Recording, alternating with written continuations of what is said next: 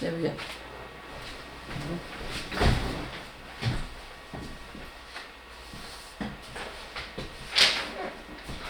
Hi. Thanks for joining me. How are you? Good. Can you introduce yourself for me? Well, my name is Trey Fields. I'm a local YouTuber and podcaster. My show is called Not So Common Sense. I give a common sense approach to political issues and general topics of the day. Okay, thank you again. For those who just joined us, this is my good friend Trey Fields. I'm Alexis Tyson. And we'll be talking about if the minimum wage should be raised up. Again, thank you again for joining us. Can you share with me your thoughts about the minimum wage? Well, the minimum wage is something that affects everyone, be it if you're making the minimum wage directly yourself, or if you're making a few dollars above it, or even if you're making a salary. It all depends upon how much money you're making. And yes, I do believe it should be risen because it really does help people. Right. Okay, anyone want to listen? Okay. Who do you think gets hurt, if anyone, by having minimum wage be raised? Well, there are of course going to be certain people that do get hurt in the beginning. You know, every time the minimum wage is risen in the beginning, you have times where jobs are lost. But then after which you start to see people rehiring individuals because, again, they panic sometimes, or they just panic sometimes and say, oh, the minimum wage is being risen, I gotta cut people so I can keep some money in my pocket, and then they get an influx of money coming in and they start hiring people all over again. So really, we should focus more on who's going to benefit from the minimum wage being risen instead of people who are going to get hurt, because there's going to be more people benefiting than actually getting hurt. That leads right into my next question. Who do you think it benefit from having the minimum wage risen? Well, of course, you have a lot of people who benefit from it. You have employees and employers and the economy who also benefit from it being risen. So let's say employees. Employees benefit heavily from having it risen because it gives them stability. You know, businesses are less likely to fire someone who is making a lot of money and is actually contributing than someone who is contributing but making a lot less.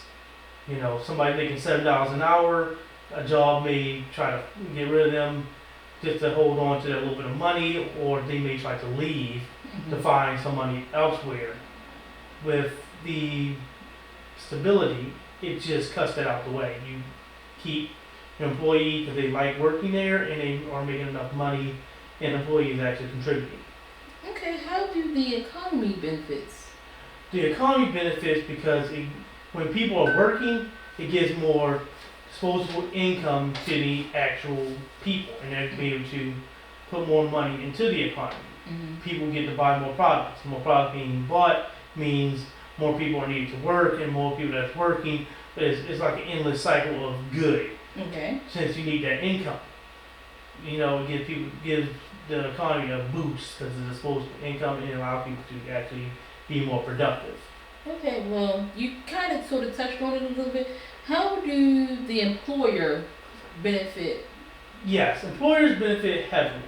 I know people say that when people get hurt, mostly going to be the employers, but they get helped out as well because, like I said, for stability, it helps out with that, and it also helps out with productivity.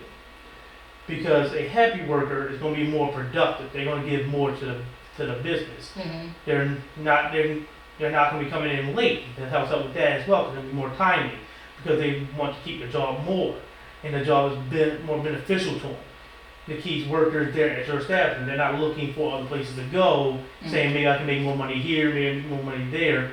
They are more stable. They're more willing to work, and it gives more production to your organization. Okay.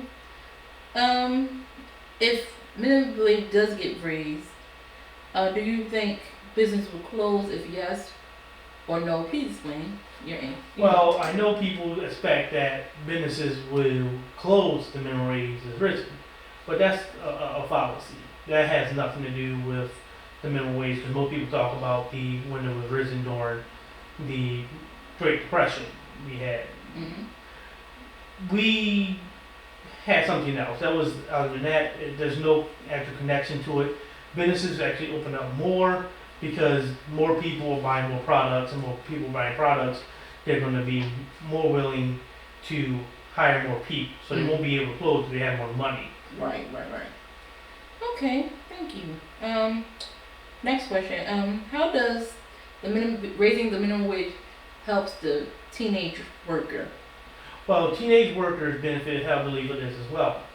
You know, they get jobs like everyone else, and if they are hired at a higher rate, maybe let's say a $15 an hour, or some people would say $20 an hour, that means more money in their pocket, and that means that more young people will be able to go and buy homes instead of renting and things like that, and they have more money to contribute.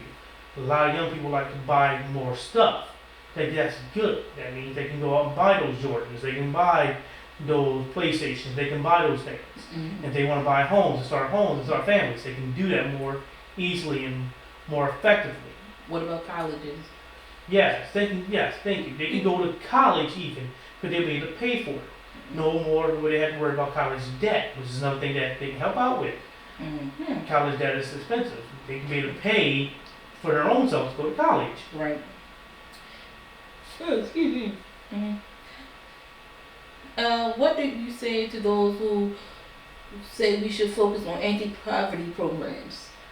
Yes, I know we would love that we could just get our local, government to just say, let's write an anti-poverty program that can help people out, so we don't have to worry about raising the minimum wage. But I read an article that Trump's 2020 budget, if he was going to be elected, would have cut food stamps and other programs that most low-income individuals use. He would have cut at least $1 billion from the program.